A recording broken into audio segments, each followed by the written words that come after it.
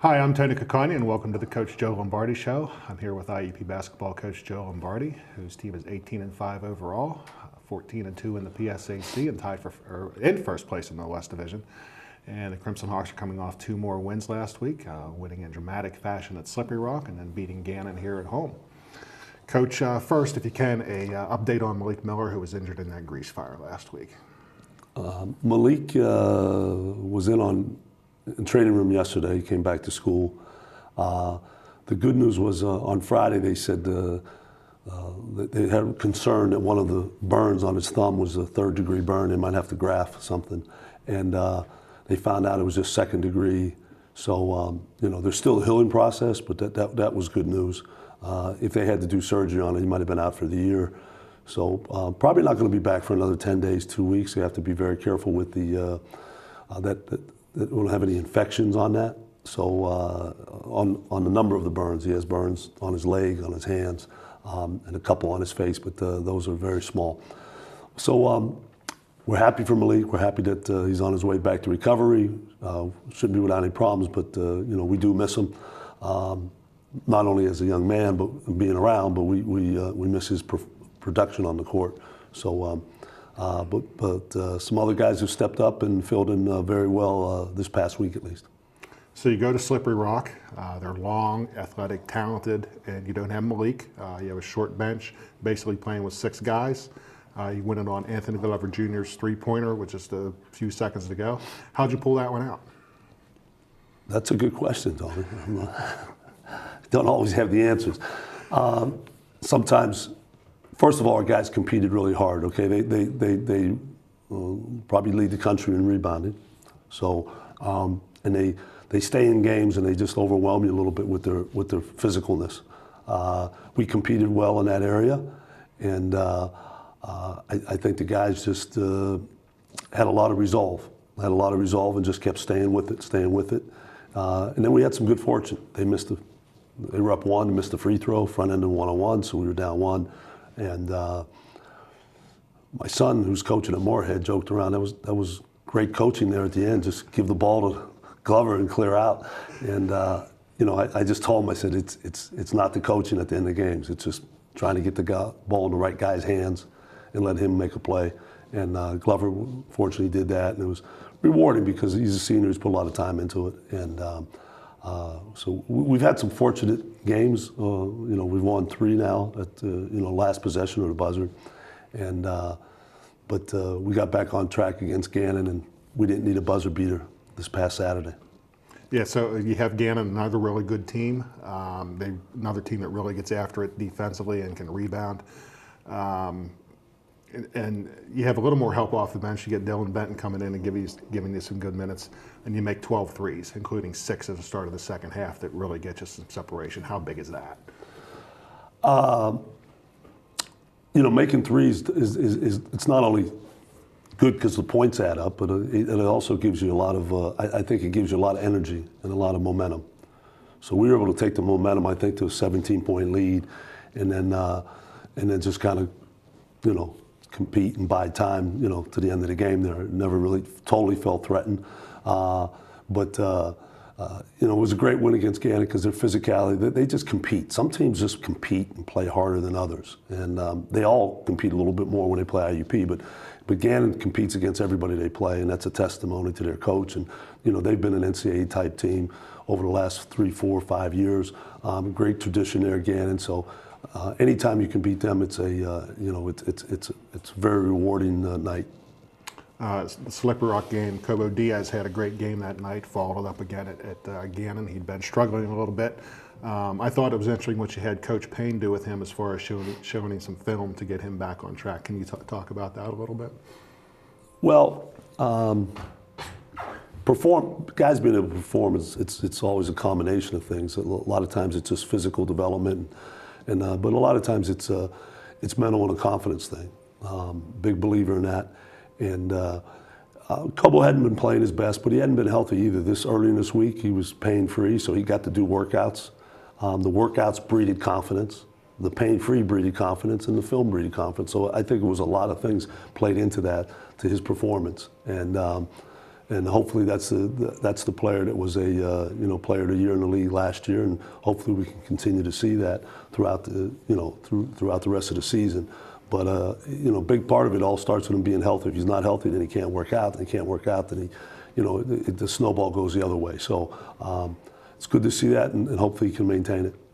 How about a guy like Dylan Benton, who gave you good minutes off the bench against Gannon? A guy who really hasn't played all that much, comes in and plays 17 minutes and scored a bucket, got a rebound, played defense. Dylan who?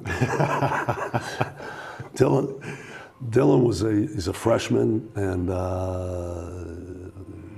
his biggest contribution up to that point was getting the balls in the laundry ready. Okay, but he's the type of kid that's really paid attention, focused, bought in, and waited his turn, and was really solid. And in coaching, you need different types of players. Yeah, you need some guys to make great plays and do really special things. But then in order to have a good team, you need some other guys to fill in roles like Dylan did and just be solid and just go where you're supposed to go, do what you're supposed to do, compete, play hard.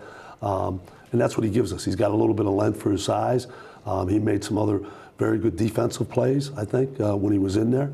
And, we needed him. And, the last few games we've been fortunate. We've been able to stay out of foul trouble. Glover and Dante and Aaron. And you can't always count on that, but we've been able to stay away from foul trouble, played a little bit of zone. But Dylan, he's got our confidence now. He's got our confidence that he can go in there and be effective. He had a couple mental breakdowns, but overall, I thought he played really solid. It's February. March is right around the corner. The cliche goes that basketball season is a marathon, not a sprint. You want to be playing your best basketball at this time of year. How are you guys doing in the race? Well, I think we're getting better, but again, you can't. It's not just okay. You play well one game, so all of a sudden, no, we've peaked or we've solved it. Okay, every day in practice, every game is a different challenge. We really focus on Mondays. Okay, just to focus on. It's not really a preparation day for anybody we're playing. It's just we've got to get better.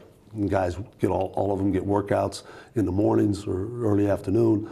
We come, we watch film, we have a hard practice, they lift. It's a pretty demanding day of the week for these guys. But we call it a man's day, and it's a challenge that, you gotta, it's a lot, but you gotta embrace a lot, okay, if you wanna be good, and if you wanna get better. Weekly, we just talk about, we got 2 goals, okay, we wanna win 2 games this week it's only 1, okay, we have 1 game. And we want to get better. We just don't want to win the games. If you're just going to win the games, then you know what, you're really truly not going to improve as the year goes on. And so many teams are really good at some point and then don't get better. Okay, so they don't play well in the playoffs. All right, that's the goal. But then again, any given night doesn't dictate whether you're getting better or not. Okay, but I'd say over the last 4 games, the way we've played, if you group them together, then I'd say we're making some improvement. I think back to the Clarion game where you guys did not come out and play well. Won the game, stretched it out a little bit at the end. Did that one kind of get their attention? You've been playing well since then. Well, I thought we played well before that too, Tony. That's just, every game has its own life of itself, okay? Clarion came in, bottom of the league. Our guys, the focus probably just wasn't where it needed to be, like most teams would be. It wasn't awful, but it was off. And I'm more concerned, are they ready to go for all the other challenges? And during the course of the year, you're going to play up, you're going to play down. You're going to have halves that are good. Next half might be great. We're all striving for consistency. My thing with these guys is effort, energy, focus, and then not the results, but that process, okay? And then really competing all the time. So. I'm happy where we're getting to with that, okay? Different guys are starting to grow. We're playing with more passion. You can't be a real good defensive team if you don't execute on both ends. And part of executing on defense is really communication. And you got to have the want to. It's just not, kind of willing to play defense. It's like you have to get to the point where you really want to play defense. You really want to get stops. You really want to sprint the floor. You really want to do the hard things. And at first it's drudgery. Then it's discipline, and then you hope you get to the light where you really look forward to doing those hard things. Next challenge, Pitt-Johnstown coming in here on Wednesday. Good offensive basketball team. What do you have to do coming out in that one? Well, they jumped on us down there. They were up by 14 in the first half, and they're a very good offensive team. They have upperclassmen. That are seasoned. They've in the last couple of weeks they beat Slippery Rock. They beat Westchester. So they have a capability of playing up. They haven't been consistent as much this year, but they can certainly rise up on a given day and create a lot of problems for very good teams. And I think our guys respect that. And it's going to start on the defensive end. We can't let them get into a great rhythm and a flow. And if we play good D, then I think we can get some things done in transition against them. So those are kind of the challenges that we have to face. But there's a lot of respect there, and their coach has been there a long time and does a really good job. And Bob Rukavina, he's an IUP graduate. So we're proud of him. We want them to win every time they play, except the 2 games against IUP. It's a special night. There's also some other things going on that night. Yeah, they're honoring all the sports, all the successful sports that we had this past fall. And we had a great season, obviously with football, starts with them, and then women's volleyball made the playoffs for the first time in a while. And I know the women's soccer, and I'm going to leave some people out, so I don't want to kind of go down the list. I don't have everything. I'm not the sports information guy, Tony. You have to see Ryan Rebels about that. But they're having a little event at 4:30 for that before the women's game, and then the men's game.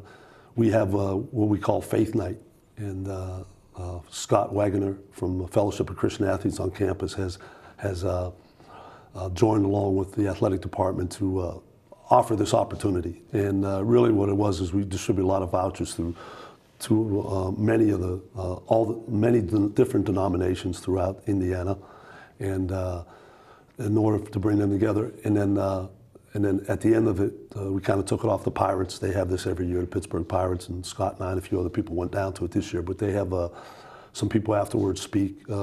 And the Fellowship of Christian Athletes, it's a group, there's probably 70, 90 students at IUP that belong to that. So just trying to help people grow outside of athletics, outside of the academics.